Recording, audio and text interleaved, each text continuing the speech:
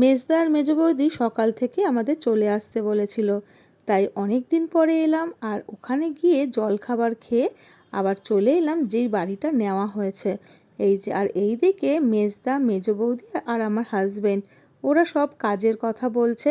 আবার আমার বৌদি বলছে, এই অবস্থায় তুমি আমাকে দেখাচ্ছ? আমি বলছি কোনো অসুবিধাই নেই, রাতের বেলায় যখন তুমি সেজে গুজে থাকবে তখন তোমাকে আরও সুন্দর দেখতে লাগবে। আর এই দিকে একটু ভিডিও করে নিলাম, নিজেকেও দেখালাম। আর এই যে দেখো কি সুন্দর করে সাজাচ্ছে।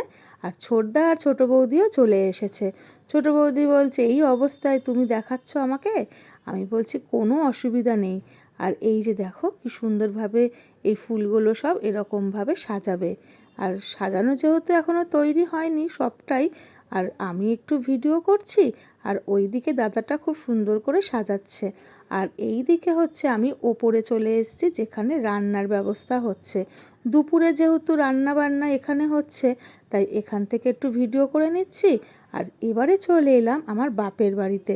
আর এই দিকে আমার বড় বৌদি, আমার মেজ বৌদির মেজদি, মামন, ছোটো বৌদির বাবা, আর এই যে ছোটো বৌদি, আমরা সবাই মিলে গল্প করছি, কথা বলছি। আর এবারে চলে এসেছে আমাদের খাওয়া দাওয়া, দুপুরের খাওয়া দাওয়া এবার এসে গেছে। এবার সবাই আস্তে আস্তে বসে গেছে। আর ছোটো বৌদি বলছে, সবাইকে বলো আমি হচ্ছে নিতকনে।